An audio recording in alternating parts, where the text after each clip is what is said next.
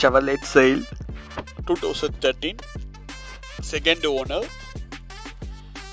வண்டி 55 கிலோமீட்டர் தான் ஓடி இருக்கு.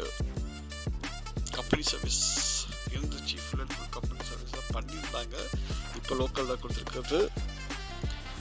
வண்டி சூப்பராக இருக்கும். வண்டி சான்ஸே இல்லை. ரெட் கலர் ஒரிஜினல் பெயிண்டிங் வந்து வேறு லெவலில் இருக்கு. ஜாய்ஸ்டிக்கு ஃபுல்லுமே joystick, automatic joystick, hand shake கையிலேயே பண்ணிக்கலாம். Safety box, air bag, center lock system, full remote control system, sensor, music system, 4 power windows அப்படியே வந்துடும். நார்மலி ஓகேங்க. பர்ஃபெக்ட் இன்டீரியர், லெதர் கோட்டிங்கு, சான்ஸே இருக்காது. ஸ்மூச்சியாக லாங் ட்ராவல் உடம்பே வலிக்காது. Classic adjustment, seat adjustment, clutch control, steering எல்லாமே கூலாக இருக்கும்.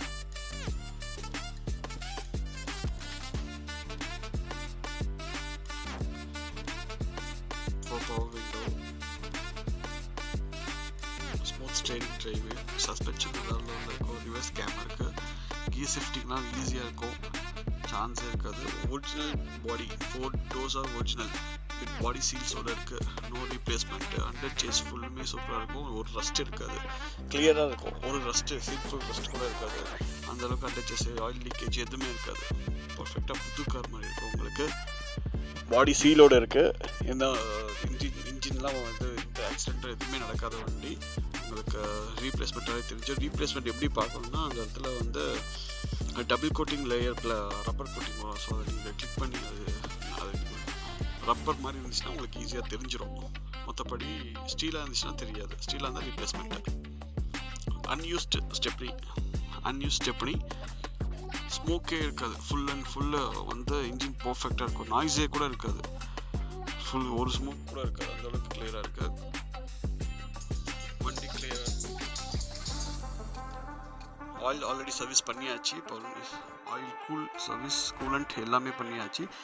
இந்த 4 doors எப்படி செக் பண்ணுறோன்னா, நம்ம லைட்டில் ரிஃப்ளெக்ட் பண்ணி அந்த லைட் அடித்து பார்க்கணும். அதில் 4 இயருமே வந்து சேம் இயராக இருக்கணும். ஏன்னா இயர் சேஞ்ச் ஆகிட்டுனா ரீப்ளேஸ்மெண்ட் பண்ணியிருக்காங்கன்னு அர்த்தம்.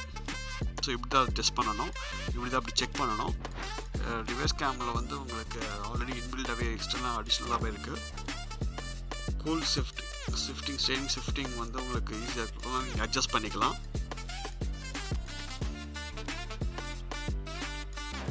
Suspension, remote sensor key,